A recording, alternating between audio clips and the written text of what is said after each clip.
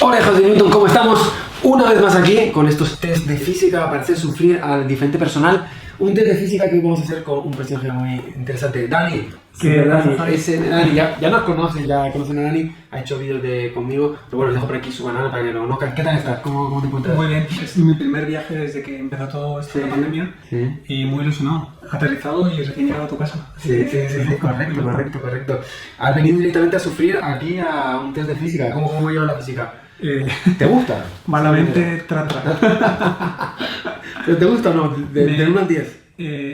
Me gusta, o sea, no me gustaba cuando estudié toda la parte de fórmulas y debo reconocer que me costaba comprender los problemas, o sea, conceptualizarlo y aplicar las fórmulas que hacían falta. Se me daba muy bien las matemáticas, pero la física no.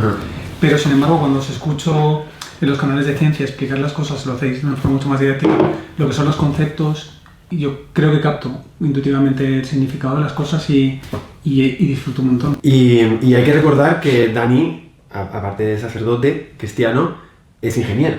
Informático, sí. Informático. Me encanta la informática. Ahora ya no puedo dedicarle todo el tiempo que en un tiempo le dediqué a la programación, me gustaba mucho la seguridad, por no hablar de hacking. Es de los malos. Bueno, white hat, de los buenos.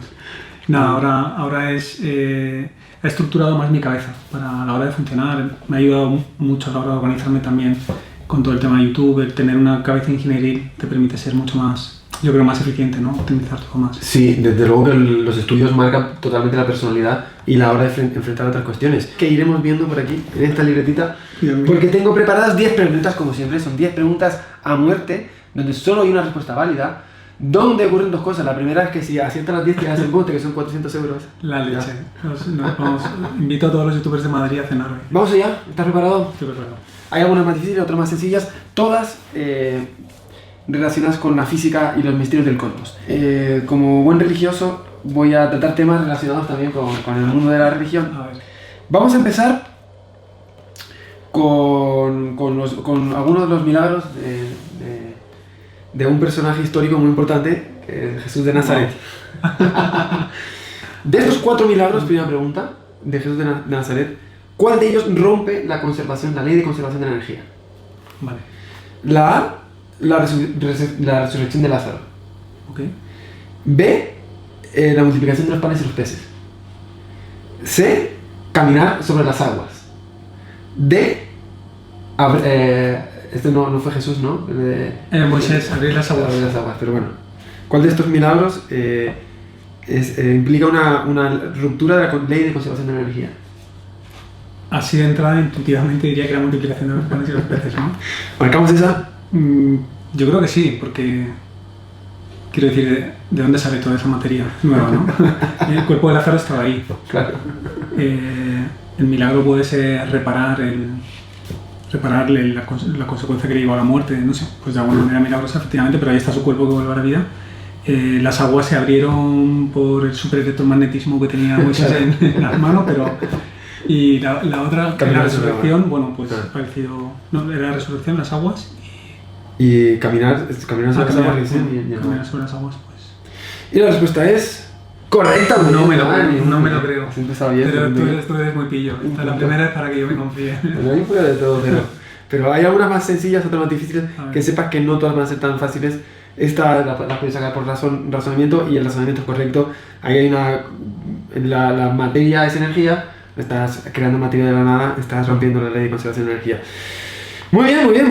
Continuamos con los milagros, en particular uno del que ya te he planteado, que es caminar sobre las aguas. Vale. Hay diferentes formas de entender que alguien pueda caminar por encima del agua. O sea, podría haber una explicación física de cómo Jesús caminó por el agua. Te voy a plantear 4 y solo una es falsa. Wow. Una es falsa. Hay 4 razones que podrían hacer que Jesús pudiera caminar sobre el agua. Físicamente posible sin necesidad de milagro. Una, A, es porque ese agua no era un agua, sino era un fluido no newtoniano. Ok. B, porque Jesús es menos denso que el agua. Y al tener menos densidad que el agua, iría por arriba. C, porque estaría creando vórtices con sus pies al caminar. Y D, en una gravedad de un planeta que tenga una gravedad diferente. Leyes de gravedad diferentes. Hay 3 que pueden ser. Hay 3 que pueden ser y una que no. ¿Qué son los vórtices, perdona? Vórtices como espirales. remolinos en Sí. agua. Querer pisar crea un remolino. Sí. A ver, puedes ir repitiendo y voy descartando. ¿Cuál de estas explicaciones físicas no sería válida? Una es que el fluido sea un fluido no newtoniano. Esa podría ser. Un fluido newtoniano se endurece conforme presionas, ¿no? Lo que pasa es que tendría que correr rapidito para que no se hundiera. La segunda es la densidad, que tenga mucha menos densidad que el agua. Podría ser, aunque un cuerpo humano es imposible, ¿no? Que tenga más densidad que el agua. Pero no es humano. Vale, ok. Vale, podría ser si su cuerpo tuviera más densidad que el agua. C, que se crean unos vórtices al caminar. O D, que realmente la gravedad en el planeta donde está caminando sea diferente. La de la gravedad me parece que puede ser esa, a menos que tenga algo que no alcanza a ver, porque ¿qué diferencia hay? El hecho de que haya menos gravedad no hace que no te vayas a hundir en el agua. ¿Y los vórtices? Es que eso me ha flipado porque no sabía lo que era un vórtice, ni sé cómo se puede crear un vórtice pesar en el agua, pero si hubiera un remolino, eso hace que no te hundas. A ver, la de la gravedad, que es igual la Te dejo corregir, te dejo corregir. Si hay mucha más gravedad, si pisamos agua, ¿no? Estamos hablando de agua. Tú te hundes todavía más rápido. Y si hay poca gravedad, te sigues hundiendo. Luego la de la gravedad. ¿Marcamos gravedad? Sí, es que la de los vórtices no... Y la respuesta es incorrecta. ¡Ah! La gravedad, hay una forma en que se puede caminar sobre el agua que es corriendo muy rápido. Vale, cierto. Y claro, Entonces, si la hay menos gravedad es mucho gravedad, más débil. pam, es verdad. O sea, tú podrías caminar sobre el agua si vas a 250 km por hora. Pero claro, la velocidad va a bajar según baja la gravedad. Entonces hay una gravedad para la cual la velocidad podría ser humana. Entonces... Wow. Pero muy bien, ha estado cerca. Madre. Ha estado cerca. Bueno, seguimos con las parábolas. Vale. Las parábolas en este caso no religiosas, sino parábolas físicas. Sí, en una parábola tomamos una piedra, la lanzamos, sube y baja. ¿Cómo es la velocidad media en ese movimiento? Teniendo en cuenta la velocidad como vector, el promedio. ¿Y la de caída es negativa con respecto a la... Sí, o sea, sube y baja. La velocidad media, teniendo en cuenta todo el trayecto desde tu mano hasta volver a tu mano, es A igual a 0, B mayor que 0, C menor que 0 o D no hay D. Cero. Sí, porque en un sistema perfecto, ¿no? Donde no haya rozamiento, donde la misma... Cae con la misma fuerza con la que tú lo has elevado, por lo tanto tiene la misma velocidad y desaceleración que después tiene al caer. Luego... Marcamos esa entonces. Cero. Y la respuesta es correcta. Muy bien. Menos mal.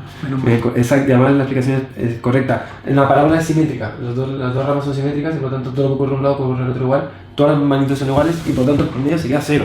Muy bien, Dani, muy bien. 2 aciertos. Muy bien, aquí, de momento... Son 10. Son 10. Madre. Tienes el aprobado ahí al alcance de la mano. Están mis alumnos haciendo la selectividad. Sí, a ver. Sí, están compartiendo sufrimiento con él. Es verdad, hay que ponerse en la piel de ellos también a veces. Siguiente pregunta. Supongamos un dios esférico de radio R en 5 dimensiones. Está un dios gordito. Un dios esférico, sí. ¿Cuál sería su volumen? ¿En 5 dimensiones? Sí. Imaginemos que ese dios no solo vive en nuestras 3 dimensiones, sino que tiene capacidad de adentrarse en 2 dimensiones más. Estoy intentando acordarme el volumen de la esfera. Vale, Esto entonces... es de primero U. Sí, no quiero que me digas exactamente cuál es el volumen, sino cómo varía en función del radio. Vale. ¿En qué potencia el radio va? ¿Sí? Entonces, por ejemplo, el volumen de la esfera es una fórmula, pero en esa fórmula se base R a una potencia. Correcto. ¿Cuál es esa potencia? En el caso de un dios de 5 dimensiones, ¿es R al cubo, R a la cuarta, R a la 5 o R a la sexta? De la esfera yo recuerdo que era R al cubo. Luego igual tiene que ver con las dimensiones. Entonces será R a la quinta. ¿Marcamos R a la quinta? No sé, que no se me ocurre otro razonamiento. Y la respuesta es correcta, efectivamente. Madre mía. Claro, según aumenta de dimensiones, aumenta el volumen también en función de R.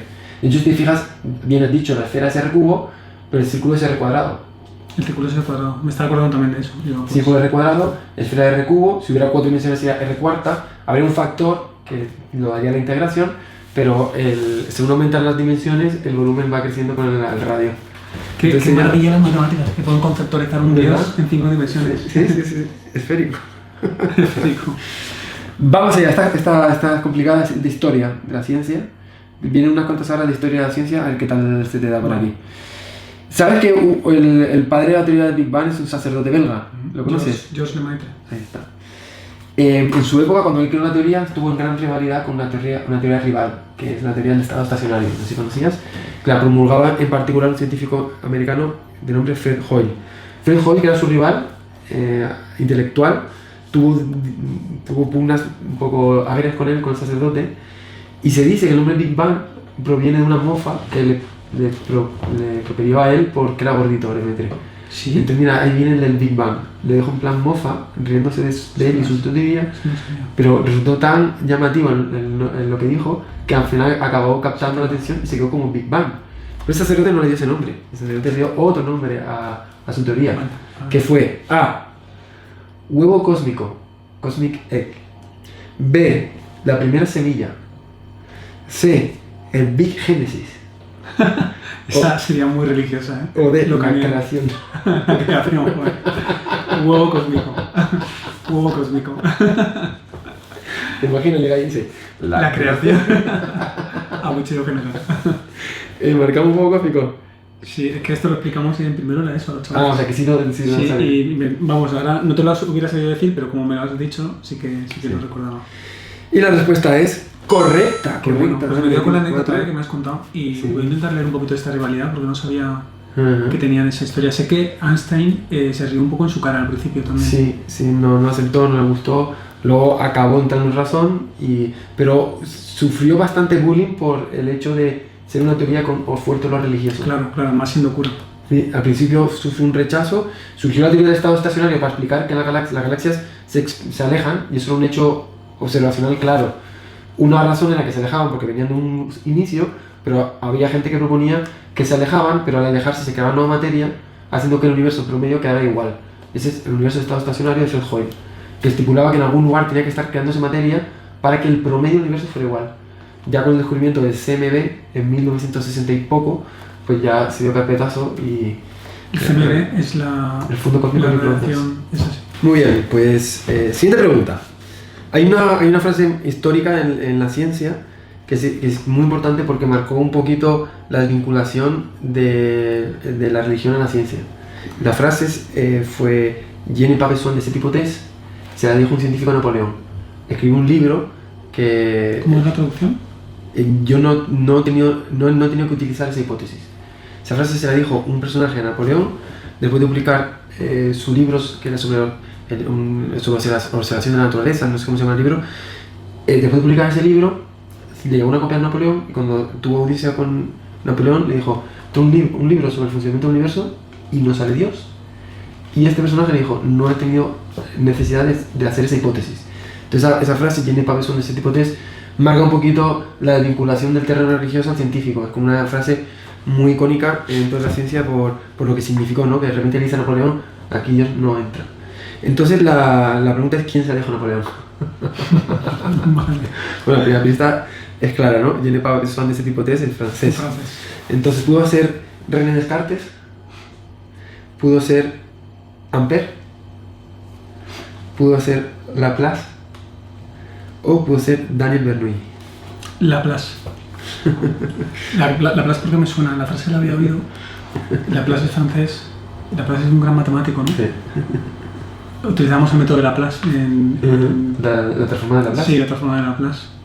Y luego Descartes seguro que no, porque lo estudio más en la filosofía y no le veo... y el último no sé quién es. Bernoulli es también francés y Ampère. ¿Ampère es el del amperio? Laplace es el que más me suena. Y la respuesta es correcta. ¡Boom! Correcta. Madre mía. Correcta, sí. En toda la cara de Napoleón, ¿eh? Sí. Además, es que Napoleón quiso montar una iglesia católica nacional propia, o sea que se puso el de papa. Ah, otro cisma ahí por la cara. El fundador de microcreaciones de la época de Napoleón, y él se tuvo que exiliar porque no aceptó eso. O sea, Napoleón tenía un huevo cósmico también potente. Quería ser no solo emperador, sino papa. Sí, él controlaba, creó la Iglesia Nacional Francesa propia, católica. O sea, una wow, que para lo pequeñito que era, ¿eh? Qué buena leche. Iba por todas. Pues Laplace fue matemático y también astrónomo, y en este caso se conoce como padre del determinismo laplaciano, porque creó una cosa que se llama el demonio de Laplace, que en teoría él pensaba que si sabemos las posiciones y movimiento de todas partes del universo, se le conoce como un poco como el padre del determinismo. Hizo este libro sobre el sistema del universo, y ocurrió esta anécdota que un poco refleja el cambio de mentalidad de este siglo XIX. Muy bien, Dani, ya estás más que aprobado. Yo tengo el 5. 5 de 6. Bien. 5 de 6. 5 de 6. Esta era la que yo tenía como que podía fallar, pero no has dudado. Vamos con más interacción ciencia-religión. Uno de estos científicos fue además sacerdote. Te tengo fe yo aquí, que lo aciertes. Pudo ser A. Copérnico, Nicolás Copérnico en polaco. Pudo ser B. Isaac Newton. Pudo ser C. Johannes Kepler. O pudo ser D. Galileo Galilei. Uno de ellos trabajaba para la Iglesia. Galileo sé que no, Newton sé que no. Mi duda está entre Copérnico y Kepler. Uno de los dos sé que era fraile. Sí. Y el otro casi. El otro se salió en el último año. En el último año, cuando estaba a punto, se salió. Pero porque le ofrecieron un puesto de profesor, de astrónomo profesor, abandonó y tiró... Pues ese fue Kepler. O Copérnico. Copérnico. ¿Te da una pista clave? Yo creo que sí. Ahí... Y la respuesta es correcta. Pero no lo sabe mucha gente, ¿no? Porque yo recuerdo haberlo leído, pero como un apunte ahí en su biografía, sin mucha relevancia. Su tío además creo que era obispo o algo esto le enchufó y estuvo trabajando para la iglesia toda su vida. Tuvo una vida muy discreta, y lo que sí estuvo trabajando en su obra, que se publicó póstuma. Consiguió el visto bueno de las autoridades religiosas para hablar sobre ese cambio, aunque uno de sus editores le metió en el prefacio, sin su consentimiento, una página diciendo que eran meras especulaciones sin ningún tipo de referencia a la realidad. O sea, le obligó a situar al lector dentro de una hipótesis no razonable. Pero era religioso, temía cómo fueran tomadas sus ideas, y el libro se publicó justo después de su muerte, con autorización religiosa, por lo que su libro no fue prohibido. Copérnico, gran hombre de la iglesia también. Muy bien, vamos, quedan 3 preguntas. O sea, llevas 6 acertadas, 6 de 7. Me siento un Jordi Wild. Ya te siento un Jordi Wild, sí. Vamos a ver, Fue porque te engañé con el vórtice, que si no... La estrella de Belén. Hay varias hipótesis de qué pudo ser. ¿En serio? Sí. De hecho, la hipótesis más plausible es una alineación de varios planetas. Una alineación que ocurre cada 600 años. Justo la vio Kepler. La vio en el cielo y dijo, coño, hizo el cálculo de cada cuánto se repetía, y le salió que tuvo que ser poco antes de cuando Jesús había nacido. Entonces se sospecha que es esa. Pero hay otra hipótesis que es una supernova. Entonces te voy a preguntar, ¿esa supernova qué es? Una supernova es una explosión de un agujero negro que se extingue. A. B. Es una explosión de una estrella en sus últimos instantes de vida. C. Al contrario, es un nacimiento de una estrella, justo cuando varias estrellas cuando nacen, emiten esa luz. O D. Es una colisión de estrellas que entran en impacto. Yo creo que esta C, la culturilla, es la explosión de una estrella, ¿no? En el final de su vida. Y la respuesta es correcta. Fasca. Yeah. Efectivamente, otro puntito para Dani, ya 7. Esta me la he puesto muy facilita, ¿eh? Esta era facilita, esta facilita. Viene una complicada. A ver. Viene una muy complicada. Pero te tengo fe. Las dos que vienen ahora son a matar. Están pensadas para que falles. A ver si las acierto, me haces una de recuperación. Puede ser, lo pensaré. Lo jugamos con Matías. ¿Suelta la bola? Vale. Galileo, la historia de Galileo. Galileo sabemos que se acogió a las ideas de Copérnico desde joven y pensó que la Tierra no estaba en el centro del universo, sino que giraba. Y esto, como sabes, hubo mucha controversia y toda la historia que por cierto estudié en la historia de Galileo porque no se parece mucho a lo que la gente cuenta. Es una historia muy curiosa, no sé si habrás profundizado, imagino. Un poco, no. Cómo fue el juicio y todo eso. Bueno, es una historia muy interesante. La cuestión es la siguiente: el mayor reto de Galileo para explicar que la Tierra no fuera el centro es explicar el movimiento de las estrellas. Y la forma que te puedo explicar el movimiento de las estrellas era el giro de la Tierra. Pero la cuestión lógica es, yo me asomo a la ventana y no veo que esté girando. Entonces, ¿cómo Galileo justificó que, aunque la Tierra gira, nosotros no notamos el giro? Porque no estamos todo el tiempo como esto era una montaña rusa. Bueno. En esa época eso no era estándar, era una pregunta muy difícil de responder. ¿Cuál fue la respuesta que dio él? A, porque el movimiento es relativo. B, porque la Tierra gira muy lento. C, por efectos de la gravedad. Y D, realmente sí lo sentimos ese movimiento, pero es muy leve. Da igual. La de la gravedad no puede ser porque no se podía hablar en esos términos. La otra era... ¿Porque gira muy lento o porque el movimiento es relativo? En realidad es porque el movimiento es relativo. Pero quizás le era más fácil pensar que el movimiento era muy lento. Porque no lo sabían, ¿no? Bueno, a ver, podía saber la velocidad de rotación de la Tierra, podía deducir la de la Luna y la de otros planetas. Sí, no, incluso es fácil. Si sabes cuánto dura un día y cuál es el radio de la Tierra, sabes la velocidad de giro. Luego no podía decir que giraba lentamente. No te voy a dar más pistas. Lo que pasa es que yo me quedaría con el movimiento relativo, pero no sé cómo explicaría eso a unos señores de la Inquisición. ¿Deja un movimiento relativo? Sí, a ver. Y la respuesta es correcta. De hecho, se llama la relatividad de Galileo. La relatividad no es de Einstein. Einstein sí tiene una relatividad, pero la primera relatividad es la de Galileo, que es la de que el movimiento es relativo. Si dos cosas se mueven a la vez, de forma simultánea, ninguna percibe el movimiento. Entonces, todo en la Tierra se mueve conjuntamente de forma solidaria y hace que no se perciba el movimiento porque solo se aprecian diferencias de movimiento, no el movimiento absoluto. Pero en esa época se pensaba que el movimiento era absoluto. En esa época la mentalidad es, el movimiento se percibe como tal, no en relación a nada.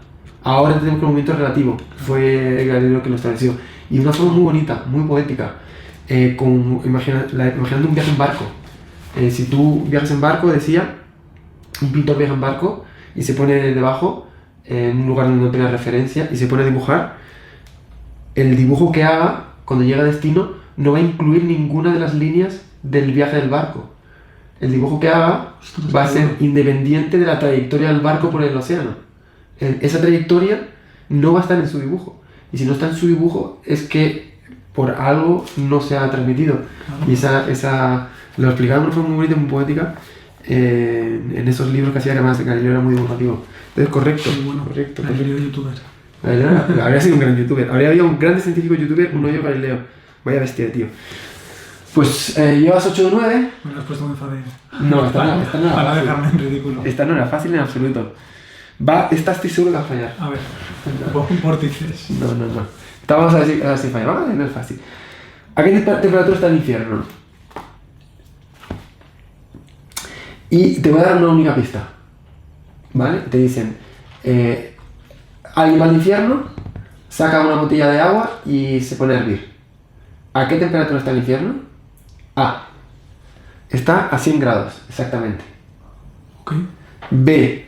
Está a menos de 100 grados, forzosamente. C. Está forzosamente a más de 100 grados. O D. No se puede saber. Falta información. La temperatura a la que hierve el agua es relativa a la presión, por ejemplo. El agua, lo sé porque en los campamentos, cuando subimos una montaña, el agua necesita más temperatura para hervir, ¿no? Sí. Eso es la ley de Boyle-Mariotte, sí. Entonces, pero lo del infierno es complicado. ¿Habría alguna forma de deducir? En las tres primeras me has hablado de los 100 grados, ¿no? Me estás entrampando. No hay información para saber la temperatura. Y la respuesta es correcta, Dani. No me lo creo, tío. Muy bien, tío. No me lo creo. Muy bien. Esta última no era fácil. Porque me queda una pregunta de una cena con Torres y Torres de Madrid, tío. No era nada fácil, efectivamente. El tema es que el punto de ebullición del agua depende de la presión. Entonces habría que saber a qué presión atmosférica tiene el infierno. Porque en función de qué presión está el infierno, pues sabemos a qué temperatura se supone que hierve el agua y ahí ya sabemos qué temperatura está, por lo menos. Sabemos el mínimo de temperatura. Increíble. Aquí hablando del infierno, de dioses esféricos. 9 de 10. Muy bien, hemos visto que Dani como controla de Qué física, ha sabido llegar hasta el final. No solo de física, sino de historia. La plaza también era complicada. La plaza es chula. La plaza está complicada, la del huevo cósmico no era nada fácil. No, pero eso mira, yo a mi favor que lo enseño en clase, que en primero La de Copérnico tampoco era fácil, ¿sabes? No era fácil. No. Así que 9 días te has quedado ahí a nada. A uno de piedra de bote, chavales. Eres el nuevo Jordi Wild, así que Muchas gracias. recibirás tu diploma de puto genio de la física. Pues nada, espero que ustedes lo hayan pasado bien, espero que también hayan respondido las preguntas, pongan aquí abajo la puntuación que han tenido, a ver si han conseguido resolver este test de física especial mezclando ciencia y religión. Un abrazo para todos, pásense por el canal de Dani porque me ha hecho una entrevista también muy bonita y van a disfrutarla en el canal que les dejo por aquí y en descripción. Un abrazo para todos y hasta pronto.